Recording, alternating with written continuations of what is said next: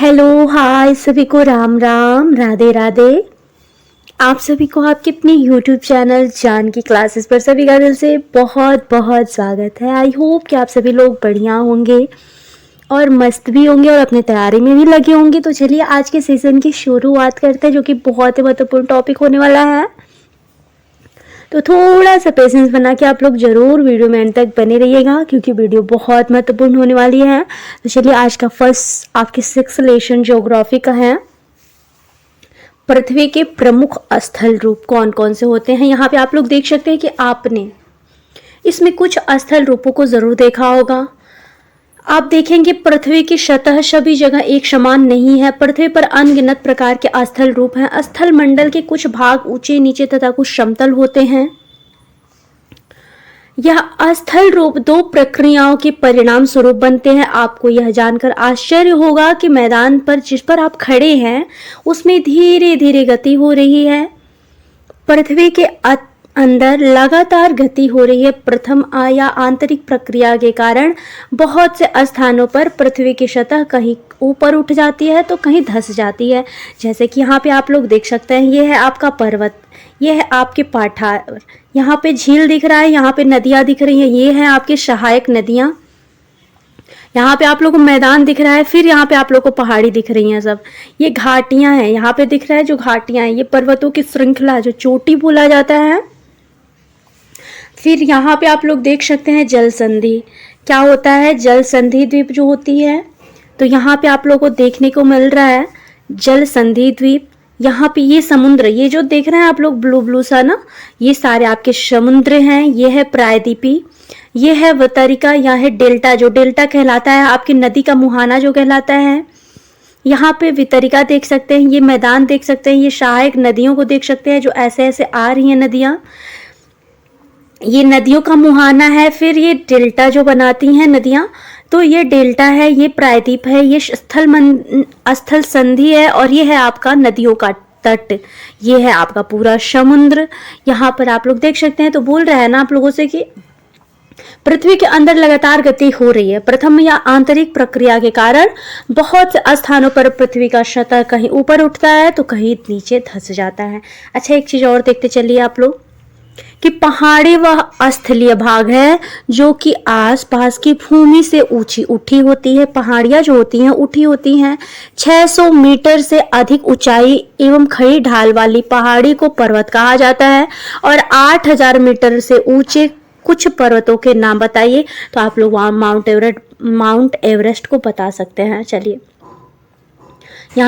यहाँ पर आप लोग देख सकते हैं कि दूसरी या बाह्य प्रक्रिया स्थल के लगातार बनने एवं टूटने की प्रक्रिया है। जो आपकी बाह्य प्रक्रिया होती है स्थल के लगातार बनने एवं टूटने की प्रक्रिया कहलाती है। पृथ्वी की सतह के टूटकर घिस जाने को अपर्दन कहा जाता है, और अपर्दन की क्रिया के द्वारा सतह नीची होती है तथा निक्षेपण की प्रक्रिया के द्वारा इनका फिर से निर्माण हो जाता है। ये टॉपिक आप लोग को ध्यान से देखते चलना है कि अगर आपका अपर्दन होता है तो अपर्दन की क्रिया के द्वारा सतह नीची होती है तथा निक्षेपण की क्रिया के द्वारा इनका फिर से निर्माण हो जाता है। क्या होता है? तो अगर आपका अपर्दन पूछे तो घिस के ये नीचे हो जाती हैं, और अगर आपसे निक्षेपण पूछेगा तो फिर से निर्माण हो रहा है। ठीक है, ये दो प्रक्रियाएं बहते हुए जल, वायु तथा बर्फ के द्वारा होती हैं। जो दोनों अपर्दन होता है और निक्षेपण जो होता है ये आपके बहते हुए जल, वायु तथा बर्फ के द्वारा होता है। हम विभिन्न स्थल रूपों को उनकी ऊंचाई एवं ढाल के आधार पर पर्वतों, पठारों एवं मैदानों में वर्गीकृत कर सकते हैं। यहाँ तक आप लोग का क्लियर हुआ। नेक्स्ट पे चलें। देखिए मोस्ट इंपॉर्टेंट, अभी आप लोग को क्वेश्चन भी प्रोवाइड कराएंगे। ये आप लोग को थ्योरी दे देना, तो फिर आप लोग का क्वेश्चन भी इसका जरूर प्रोवाइड कराएंगे। बस आप लोग थोड़ा सा पेशेंस बना के वीडियो में एंड तक जरूर बने रहिएगा, क्योंकि वीडियो हेल्पफुल होने वाली है आप लोग के लिए बहुत ज़्यादा। यहाँ पे बोल रहा है कि पर्वत पृथ्वी की सतह की प्राकृतिक ऊंचाई है। पर्वत का शिखर छोटा तथा आधार चौड़ा होता है। यह आसपास के क्षेत्र से बहुत ऊंचा होता है। कुछ पहाड़ बादलों से भी ऊंचे होते हैं। जैसे जैसे आप ऊंचाई पर जाएंगे जलवायु ठंडी होती जाएगी, जैसे कि आपका कर्क रेखा और मकर रेखा आप लोगों ने देखा होगा। ये जो है आपकी एक वास्तविक काल्पनिक आपके विषुवत रेखा, ये है आपका जो मध्य है, यहाँ पे आप लोग देखेंगे तो यहाँ पे उत्तरी आपकी, यहाँ पे दक्षिणी गोलार्ध है, नीचे आपकी दक्षिणी गोलार्ध। तो जैसे जैसे सूर्य ऊपर और नीचे होता है सूर्य का प्रकाश, वैसे वैसे जलवायु ऊपर से ठंडी फिर नीचे गर्म होती है, फिर नीचे गर्म होती है ऊपर से ठंडी होती है। इसीलिए आप लोगों ने सुना होगा कि ऑस्ट्रेलिया में अक्सर गर्मी में आपका क्रिसमस डे मनाया जाता है। क्यों? क्योंकि सूर्य का जो प्रकाश होता है उस समय आपके दक्षिणी गोलार्ध पर, दक्षिणी गोलार्ध पर रहता है। तो इसकी वजह से आपके ऑस्ट्रेलिया में जो है कि क्रिसमस जो होता है वो गर्मी के दिन में मनाया जाता है। और आप लोगों को पता है कि जलवायु आपकी ठंडी होती जाएगी। फिर बोल रहे हैं कि कुछ पर्वतों पर हमेशा जमी रहने वाली बर्फ की नदियां होती हैं, उन्हें हिमानी कहा जाता है। यहाँ कुछ ऐसे भी पर्वत हैं जो समुद्र के भीतर हैं तथा जिन्हें आप नहीं देख सकते हैं। कठोर जलवायु होने के कारण पर्वतीय क्षेत्रों में बहुत कम लोग निवास करते हैं। वहाँ का धरातल खड़ी ढाल वाला होता है तथा कृषि योग्य भूमि की कमी होती है। पर्वत एक रेखा के क्रम में भी व्यवस्थित हो सकते हैं जिसे श्रृंखला कहा जाता है। देखिए ये जो बोल रहा है ना, यहाँ पे आप लोग देख सकते हैं, ये जो देख रहा है ना, यहाँ पे आप लोगों को देखने को क्या मिल रहा है, ये है आपकी भूपर्टी। क्या है? तो ये भूपर्टी, ये वलित पर्वत कहलाएगा। बोल रहे हैं ना आप लोगों से कि कुछ पर्वतों पर हमेशा जमी रहने वाली बर्फ की नदियां होती हैं, उन्हें हिमानी कहा जाता है। यहाँ कुछ ऐसे भी पर्वत है जो समुद्र के भीतर हैं तथा जिन्हें आप नहीं देख सकते। कठोर जलवायु होने के कारण पर्वतीय क्षेत्रों में बहुत कम लोग निवास करते हैं। वहाँ का धरातल खड़ी ढाल वाला होता है तथा कृषि योग्य भूमि की कमी होती है। पर्वत एक रेखा के क्रम में भी व्यवस्थित हो सकते हैं जिसे आप श्रृंखला कह सकते हैं। तो यहाँ पे आप लोगों को कुछ पर्वतों का, यहाँ पे वलित पर्वत जो हिमालय में मिलता है तो आप लोगों को दिखाया गया है कहाँ है, तो ये इसकी भूपर्टी है। यह है आपका वलित पर्वत, यह आप लोगों को देखने को मिल रहा है जो कि आपके बर्फ से ढका हुआ है। और कहाँ है? तो आपके हिमालय में है। कहा जाता है कि बहुत से पर्वतीय तंत्र समांतर श्रृंखलाओं के क्रम में होते हैं जो सैकड़ों किमी में फैले होते हैं। हिमालय, आल्प्स तथा एंडीज क्रमशः एशिया और यूरोप तथा दक्षिण अमेरिका की पर्वत श्रृंखलाएं हैं। पर्वतों की ऊंचाई एवं आकार में भिन्नता होती है। पर्वत आपके 3 प्रकार के होते हैं, एक होता है वलित, एक होता है भ्रंशोत्थ और एक होता है आपका ज्वालामुखी। तो आपके पर्वत कितने प्रकार के होते हैं? वलित होता है, भ्रंशोत्थ होता है और आपका ज्वालामुखी। 3 प्रकार के आपके पर्वत पाए जाते हैं। हिमालय तथा आल्प्स वलित पर्वत हैं। जो आपका हिमालय है और आपका आल्प्स है वो है क्या? आपका वलित पर्वत है, जिनकी सतह ऊबड़ खाबड़ तथा शिखर शंक्वाकार है, जो कि आप लोग यहाँ पर देख भी सकते हैं। आपका वलित पर्वत जो हिमालय पर है, हिमालय है, यहाँ पे आप लोगों को देखने को मिल रहा है कि इसका जो आकार है, ऐसे इसका आकार आप लोगों को देखने को मिल रहा होगा। तो यही बोल रहा है आप लोगों से, कैसा है इसका आकार? तो ऊबड़ खाबड़ तथा शिखर शंक्वाकार होता है। भारत की अरावली श्रृंखला विश्व की सबसे पुरानी वलित पर्वत श्रृंखला है। आपर्दन की प्रक्रिया के कारण यह श्रृंखला घिस गई है। उत्तरी अमेरिका के अपलेशियन तथा रूस के यूराल पर्वत गोलाकार दिखाई देते हैं एवं उनकी ऊंचाई कम है। यह बहुत पुराने वलित पर्वत हैं। जब बहुत बड़ा भाग टूट जाता है, आपकी ज्वालामुखी क्रियाओं की जो बोल रहा है कि विश्व मानचित्र से उनकी स्थिति को देखिए। इस भू प्रकार की भू आकृतियों के कुछ उदाहरणों का पता लगाइए। तो आप लोग यहाँ पे देख भी सकते हैं, उत्खंड भ्रंश, द्रोणिका भ्रंश का कुछ उदाहरण भी देखने को आप लोग को मिल रहा है। यहाँ पे द्रोणिका भ्रंश है, यह आपका उत्खंड भ्रंश। यूरोप की राइन घाटी जो होती है वासजेज पर्वत के तंत्र के उदाहरण हैं। जो ये दिख रहा है ना, ये यूरोप की राइन घाटी तथा वासजेज पर्वत तंत्र के ये उदाहरण हैं। यहाँ पर आप लोग देख सकते हैं कि पर्वत बहुत लाभदायक होते हैं। पर्वत जल के संग्रहागार होते हैं। बहुत सी नदियों का स्रोत पर्वतों में स्थित हिमानियों में होता है। जलाशयों के जल को लोगों तक पहुंचाया जाता है। पर्वतों के जल का उपयोग सिंचाई तथा पनबिजली के उत्पादन में किया जाता है तथा नदी, घाटियां तथा वेदिकाएं कृषि के लिए उपयुक्त होती हैं। पर्वतों में अलग अलग प्रकार की वनस्पतियां तथा जीव जंतु पाए जाते हैं। वनों से हमें ईंधन, चारा, आश्रय तथा दूसरे उत्पाद जैसे कि गोंद, रेजिन इत्यादि प्राप्त होते हैं। सैलानियों के लिए पर्वतीय भाग उपयुक्त स्थान है। वे पर्वतों की यात्रा उनकी प्राकृतिक सुंदरता को देखने के लिए करते हैं। विभिन्न प्रकार की खेल जैसे होता है आपका para gliding, hang gliding, river rafting तथा स्कीइंग पर्वतों के प्रचलित खेल हैं। क्या आप हिमालय में स्थित कुछ ऐसे स्थानों के नाम बता सकते हैं जहां पर ये खेले जाते हैं? तो देखिए, यहाँ तक आप लोग का क्लियर हुआ कि पर्वतों के जल का उपयोग सिंचाई तथा पन बिजली उत्पादन के लिए किया गया है। नदी, घाटियां तथा वेदिकाएं कृषि के लिए उपयुक्त होती हैं। देखिए, मैं ये ना जितना आप लोग को बता रही हूँ ना, आप लोग का इतना इंपॉर्टेंट है कि क्वेश्चन आप लोग का एज इट इज ऐसे ही बन के आता है और आप लोग कंफ्यूज होते हैं।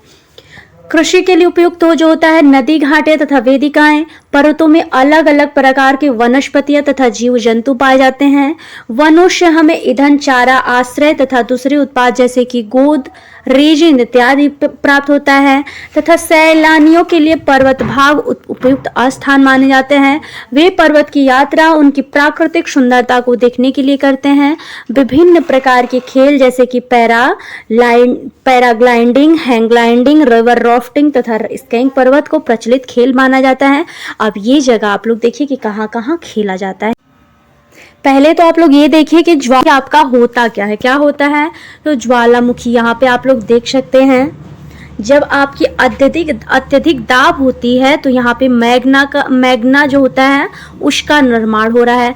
ज्वालामुखी का शंकु निर्माण राख और लावा की परतों के जमने से होता है। जो ज्वालामुखी शंकु होता है, शंकु का निर्माण राख और लावा की परतों के जमनों से होता है और लावा और श्रम यहाँ पे आप लोग को छोटा छोटा देखने को मिल भी रहा है।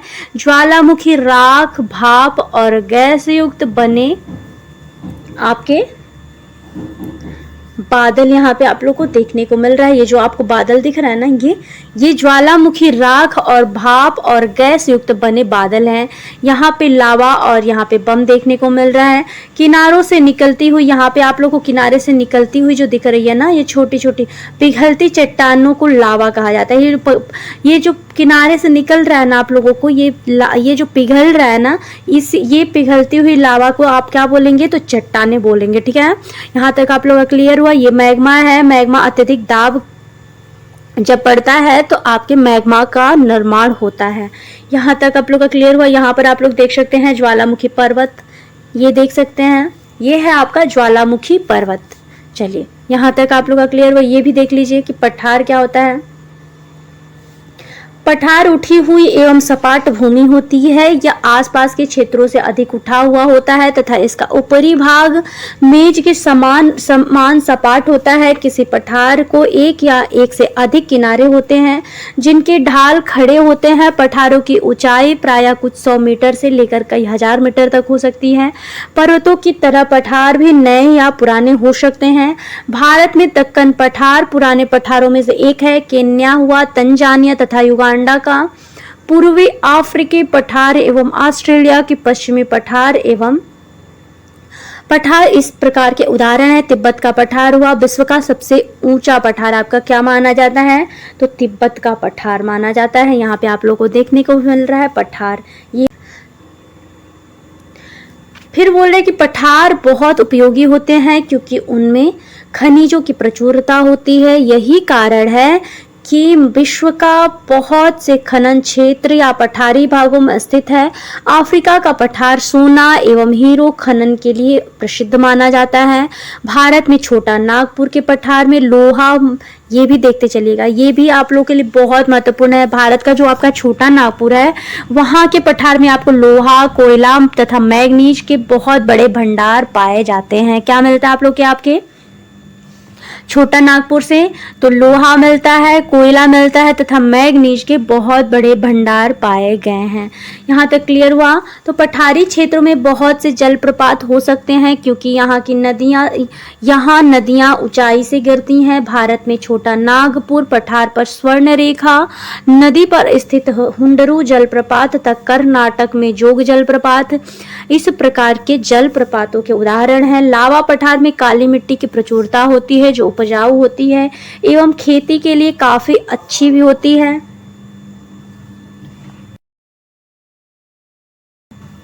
कई पठारों में रमणीय स्थल होते हैं जो पर्यटकों को आकर्षित करते हैं। यहाँ तक आप लोग का क्लियर हुआ। अभी क्वेश्चन आंसर भी आप लोग को प्रोवाइड कराएंगे। बहुत इंपॉर्टेंट आप लोग का ये क्लास होने वाला है, तो थोड़ा सा पेशेंस बना के आप लोग वीडियो में एंड तक जरूर बने रहिएगा। यहाँ पे आप लोग देख सकते हैं मैदान समतल भूमि के बहुत बड़े भाग होते हैं। वे सामान्यतः मध्य समुद्री तल से 200 मीटर से अधिक ऊंचे नहीं होते हैं। कुछ मैदान काफी समतल होते हैं, कुछ उर्मिल तथा तरंगित हो सकते हैं, और अधिकांश मैदान नदियों तथा उनकी सहायक नदियों के द्वारा बने होते हैं। नदियां पर्वतों की ढालों पर नीचे की ओर बहती हैं तथा उन्हें अपर्दित कर देती हैं। वे अपर्दित पदार्थों को अपने साथ आगे की ओर ले जाती हैं। साथ ढोए जाने वाले पदार्थों जैसे कि पत्थर, बालू तथा सिल्ट की वो घाटियों में निक्षेपित कर देती हैं। निक्षेपों से मैदानों का निर्माण होता है। सामान्यतः मैदान बहुत अधिक उपजाऊ होते हैं। यहाँ परिवहन के साधनों का निर्माण करना आसान होता है, इसीलिए ये मैदान विश्व के सबसे अधिक जनसंख्या वाले भाग होते हैं। नदियों के द्वारा बनाए गए कुछ बड़े मैदान एशिया तथा उत्तरी अमेरिका में पाए जाते हैं। एशिया में स्थित भारत में गंगा एवं ब्रह्मपुत्र का मैदान तथा चीन में यांगत्से नदी का मैदान है। इसके प्रमुख उदाहरण भी माने गए हैं। मैदान मनुष्यों के रहने के लिए सबसे उपयोगी क्षेत्र होते हैं। यहाँ की जनसंख्या बहुत अधिक होती है क्योंकि मकानों को बनाने तथा खेती के लिए यहाँ समतल भूमि की प्रचुरता होती है। उपजाऊ मिट्टी के कारण यह भाग खेती के लिए काफी उपयुक्त माना जाता है। भारत में गंगा का मैदान देश में सबसे अधिक जनसंख्या वाला क्षेत्र है। यहाँ पर भी आप लोग देख सकते हैं जो आपका गंगा का मैदान होता है ना, देश में सबसे अधिक जनसंख्या आपके गंगा के मैदान के पास ही रहती है। चलिए ये भी देख सकते हैं कि स्थल रूप एवं लोग, तो स्थल रूप की विभिन्नता के अनुरूप ही मानव विभिन्न प्रकार के जीवन यापन करते हैं। पर्वतीय क्षेत्रों का जीवन कठिन होता है। मैदानी क्षेत्रों का जीवन पर्वतीय क्षेत्रों की तुलना में सरल होता है। मैदानों में फसलों, यहाँ पर अच्छा एक चीज और देख लीजिए, यहाँ पे कुछ फसल, ये जैसे आप लोग देख सकते हैं मैदानों पे जो फसल होते हैं ये आप लोग को देखने को मिल रहा है यहाँ पे, और आप लोग भी गाँव में देखते ही होंगे जैसे फसल होता होगा। तो बोल रहा है कि उगाना, घर बनाना या सड़कें बनाना पर्वतीय क्षेत्रों की तुलना में अधिक आसान होता है। विभिन्न प्रकार के स्थल रूपों पर रहने वाले लोगों के रहन सहन के तरीकों में कुछ अंतर होता है। क्या आप उनमें से कुछ अंतरों को बता सकते हैं? कभी कभी प्राकृतिक आपदाएं जैसे भूकंप हुआ, ज्वालामुखी हुई, उद्गार, तूफान या बाढ़ बहुत विनाश कर देते हैं। इन आकस्मिक घटनाओं के बारे में जागरूकता पैदा करके हम इनमें से आने वाले खतरों को कम कर सकते हैं। हम कितने तरीकों से जल एवं स्थल का उपयोग में ला सकते हैं, इसका पता हम अपने आसपास के क्षेत्रों से लगा सकते हैं। प्रायः हम स्थल का उपयोग गलत तरीके से करते हैं, जैसे कि उपजाऊ भूमि पर मकानों का निर्माण करना।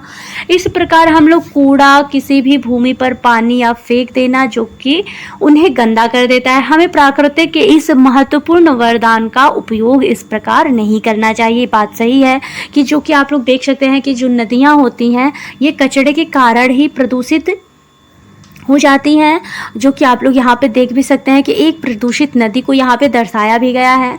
तो यही बोला कि हमारा कर्तव्य है कि हम आगे आने वाली पीढ़ियों के लिए पृथ्वी को सुरक्षित रखें। यहाँ पर आप लोग देख सकते हैं, देखिए स्वच्छ भारत मिशन। स्वच्छ भारत मिशन स्वस्थ शरीर में स्वस्थ मस्तिष्क निवास करता है, और स्वस्थ शरीर के लिए स्वच्छ पर्यावरण, विशेष रूप से साफ जल, वायु तथा स्वच्छ वातावरण प्राथमिक आवश्यकताएं हैं। इन सभी प्राथमिक आवश्यकताओं को सभी लोगों को सुलभ कराने हेतु भारत सरकार द्वारा स्वच्छ भारत मिशन कार्यक्रम चलाया भी जा रहा है। यहाँ पर आप लोग देख सकते हैं एक और कि रस्सी से बना पुल है, जो कि आपके कहाँ है, तो ये है आपके अरुणाचल प्रदेश में। ये एक रस्सी से बना एक पुल है, वो आपके अरुणाचल प्रदेश में दिखाया जा रहा है आप लोगों को। फिर देख सकते हैं यहाँ पे ये सारे स्थल रूप के दिखाए गए। यहाँ पे घर बना हुआ है, यहाँ पे किसानी हो रहा है, यहाँ पे लोग बोट चला रहे हैं आपके झीलों में, समुद्रों में। यहाँ पे आप लोग देख सकते हैं कि कुछ चारागाह यहाँ पे, तो ऐसे आप लोगों को देखने को मिल रहा है। ये देख सकते हैं आप लोग, ये सारे स्थल रूप का परिभाषा देकर आपको पिक्चर के द्वारा बताया जा रहा है। तो चलिए अब यहाँ तक आप लोग का क्लियर हुआ ना, तो चलिए थोड़ा सा क्वेश्चन भी कर लेते हैं आप लोग के लिए, जो कि बहुत ही महत्वपूर्ण होने वाला है। आइए ऐसा क्वेश्चन भी अब कर लेते हैं। प्रमुख स्थल रूप कौन कौन से हैं? बोल रहा है आप लोगों से कि पृथ्वी सब जगह से समान नहीं होती हैं। पृथ्वी पर आपके अनगिनत प्रकार के स्थल रूप हैं। प्रमुख स्थल रूप इस प्रकार हैं, पर्वत हुआ, आपका पठार हुआ और आपका मैदान हुआ। अभी आप लोगों ने देख कर आया। तो अब नेक्स्ट क्वेश्चन आपके स्क्रीन पर है कि किस प्रकार पर्वत एवं पठार में क्या अंतर होता है? तो आप लोग बता सकते हैं कि अभी आप लोगों ने देखा कि पर्वत जो होता है, पर्वत पृथ्वी की सतह की प्राकृतिक ऊंचाई है। पर्वत का शिखर जो होता है वो छोटा एवं चौड़ा होता है, जबकि पठार आपकी उठी हुई एवं सपाट भूमि होती है। कठोर जलवायु के कारण पर्वतों पर बहुत कम लोग निवास करते हैं, जबकि पठार में अधिक मात्रा में लोग रहते हैं।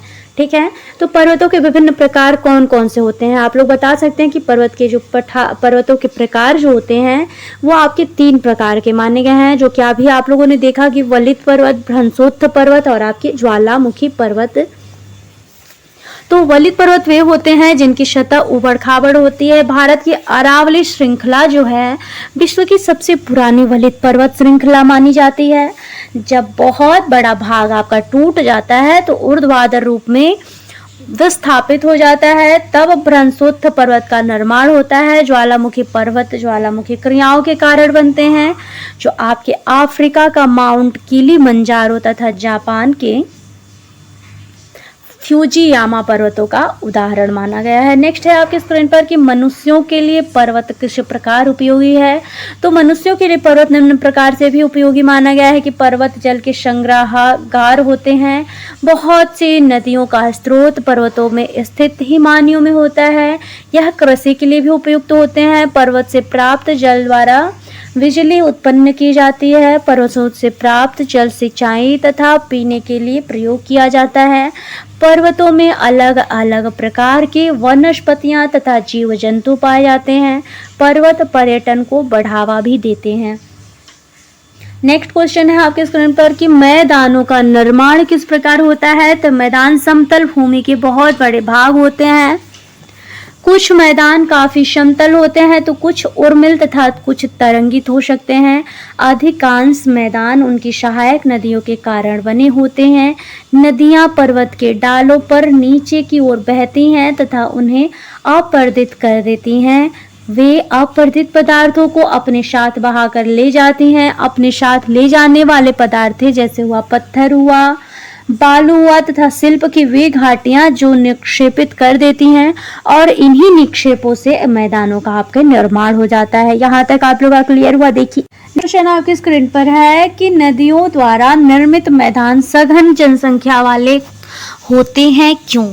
तो सामान्यतः मैदान बहुत अधिक उपजाऊ होते हैं। यहाँ परिवहन के साधनों का निर्माण आसानी से होता है, इसीलिए यह मैदान सबसे अधिक सघन जनसंख्या वाले होते हैं। नदियों के द्वारा बनाए गए बड़े मैदान तथा एशिया उत्तरी अमेरिका में पाए जाते हैं। एशिया में स्थित भारत में गंगा तथा ब्रह्मपुत्र का मैदान तथा चीन में यांगत्से नदी का मैदान इनके प्रमुख उदाहरण माने गए हैं, जो कि अभी आप लोगों ने पढ़ के आया कि भारत में जो गंगा और ब्रह्मपुत्र तथा चीन में यांगत्से नदी है, वहां पे आपके मतलब लोग जो होते हैं बहुत ज्यादा निवास करते हैं।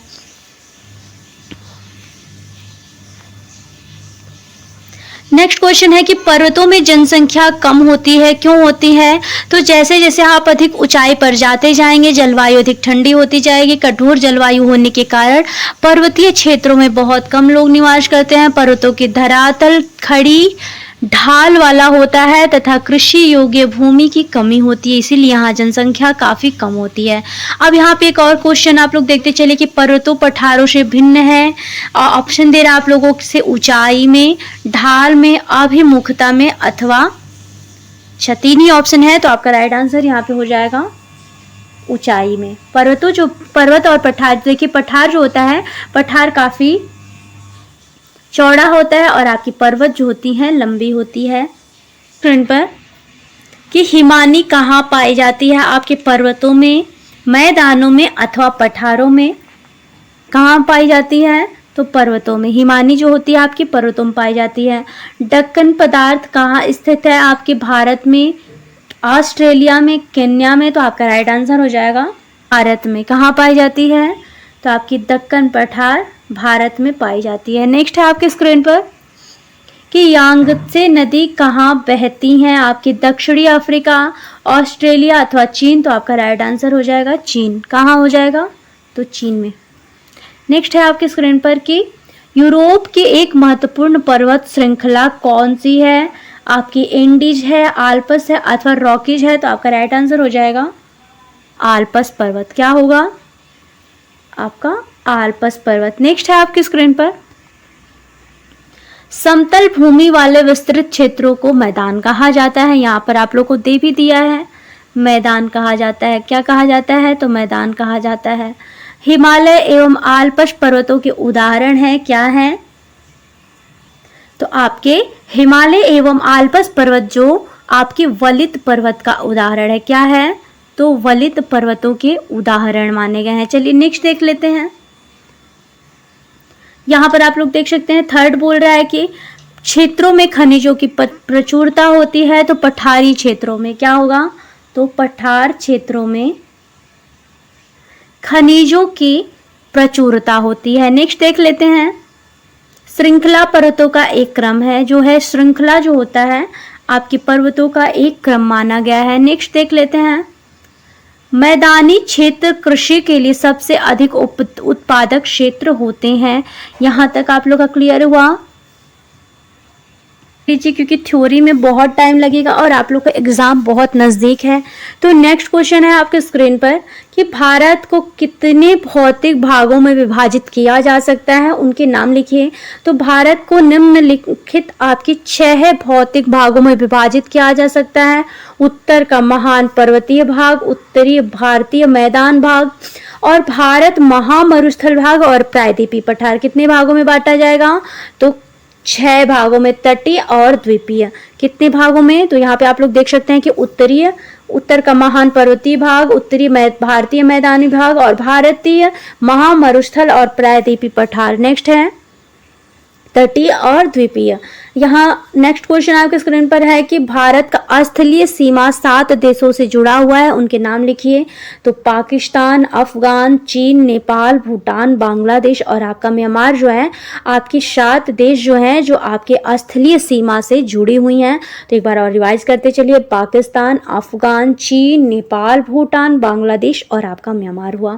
नेक्स्ट है कि कौन सी 2 प्रमुख नदियां अरब सागर में गिरती हैं? तो नर्मदा तथा तापी नदियां पश्चिम की ओर बहकर अरब सागर में गिरती हैं।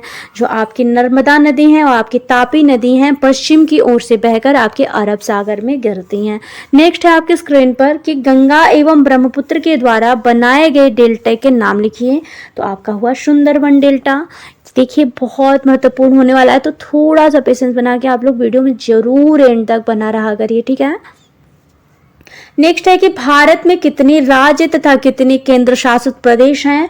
किन 2 राज्यों की राजधानी एक ही है? तो भारत में 28 राज्य हैं। आपको ऑप्शन दे रहा है कि भारत में 28 राज्य तथा 9 केंद्र शासित प्रदेश हैं। हरियाणा तथा पंजाब राज्यों की राजधानी चंडीगढ़ एक ही मानी गई है। ये भी आप लोगों के लिए बहुत महत्वपूर्ण है। बोल रहा है कि हरियाणा तथा पंजाब राज्यों की राजधानी जो है आपकी चंडीगढ़ जो कि एक ही है। चलिए नेक्स्ट है कि उत्तरी मैदानों में अधिक जनसंख्या निवास करती है। क्यों? कि उत्तरी मैदान कृषि के लिए उपजाऊ भूमि प्रदान करती है, इसीलिए इनमें आपकी अधिक जनसंख्या निवास करती है। जो आपका उत्तरी मैदान है कृषि के लिए उपजाऊ भूमि प्रदान करता है, इसीलिए जो आपकी जनसंख्या है वहां पे अधिक निवास करती है। लक्षद्वीप को प्रवाल द्वीप कहा जाता है। क्यों?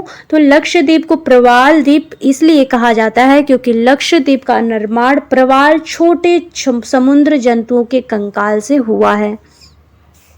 और ये आपके क्वेश्चन जो है, ये क्वेश्चन आपके सीटेट में बन करके आया है। एज इट इज ऐसे पूछा हुआ है कि लक्षद्वीप को प्रवाल द्वीप जो कहा जाता है, तो क्यों कहा जाता है? तो जो छोटे छोटे समुद्र में जंतुओं के कंकाल होते हैं उसी से निर्माण हुआ है आपके लक्षद्वीप के प्रवाल भित्ति का। चलिए नेक्स्ट है आपकी स्क्रीन का कि हिमालय के सबसे दक्षिणी भाग को क्या कहा गया है? ऑप्शन दे रहा है शिवालिक, हिमाद्री और हिमालय। आपका राइट आंसर हो जाएगा तो शिवालिक। चलिए नेक्स्ट है आपकी स्क्रीन पर सह्याद्री को अन्य किस नाम से जाना जाता है? अरावली, पश्चिमी घाट अथवा हिमाद्री। आपका राइट आंसर होगा क्या हो जाएगा? तो पश्चिमी घाट। नेक्स्ट है आपकी स्क्रीन पर कि पाक जल संधि किन दो देशों को के बीच स्थित है? आपके भारत श्रीलंका तथा मालदीव तथा भारत तथा मालदीव। तो आपका राइट आंसर हो जाएगा पाक जल संधि भारत तथा श्रीलंका को जोड़ती है। चलिए नेक्स्ट है आपके स्क्रीन पर अरब सागर में स्थित भारतीय द्वीप समूह कौन कौन से हैं? अंडमान एवं निकोबार द्वीप समूह, लक्षद्वीप समूह अथवा मालदीव। तो आपका राइट आंसर हो जाएगा लक्षद्वीप समूह। नेक्स्ट है आपकी स्क्रीन पर भारत की सबसे पुरानी पर्वत श्रृंखला कौन सी है? आपकी अरावली है, पश्चिमी घाट है अथवा हिमालय है? हो जाएगा यहाँ पर अरावली पर्वत। क्या होगा? अरावली पर्वत। नेक्स्ट है खाली स्थान को भरिए। तो यहाँ पे दे ही दिया है कि भारत का क्षेत्रफल लगभग आपके 328 लाख वर्ग किमी है। कितना है? तो 328 लाख वर्ग किमी है। कितना है? 328 लाख वर्ग किमी। चलिए महान हिमालय को किस नाम से जाना जाता है? तो आपका राइट आंसर होगा हिमाद्री। किस नाम से जाना जाता है? हिमालय को हिमाद्री के नाम से भी जाना जाता है। चलिए नेक्स्ट है आपके स्क्रीन पर क्षेत्रफल की दृष्टि से राजस्थान जो है आपका सबसे बड़ा राज्य माना जाता है। नर्मदा नदी अरब सागर में गिरती है। भारत लगभग किसके मध्य से होकर गुजरने वाली अक्षांश रेखा है? तो भारत के जो आपका कर्क रेखा होता है, कर्क रेखा भारत में लगभग मध्य भाग से होकर गुजरने वाली अक्षांश रेखा है। यहाँ पर आप लोग देख सकते हैं। तो चलिए यहाँ तक आप लोग का क्लियर हुआ। बहुत ही महत्वपूर्ण आज आप लोग का क्लास हुआ है। तो बस आप लोग थोड़ा सा ऐसे मोटिवेशन बनाए रखिएगा। अगर वीडियो पसंद आया तो आप लोग प्यारा सा comment, like, share and subscribe ज़रूर करिएगा। और सभी को मिलते हैं नेक्स्ट वीडियो में। तब तक के लिए मेरा सभी को राम राम, राधे राधे। आई होप कि आप सबको क्लास बढ़िया लगे। अगर बढ़िया लगे तो एक प्यारा सा comment, like, share and subscribe आप लोग मोटिवेशन के लिए ज़रूर किया करिए। मिलते हैं सभी को नेक्स्ट वीडियो में। तब तक के लिए सभी को मेरा राम राम, राधे राधे।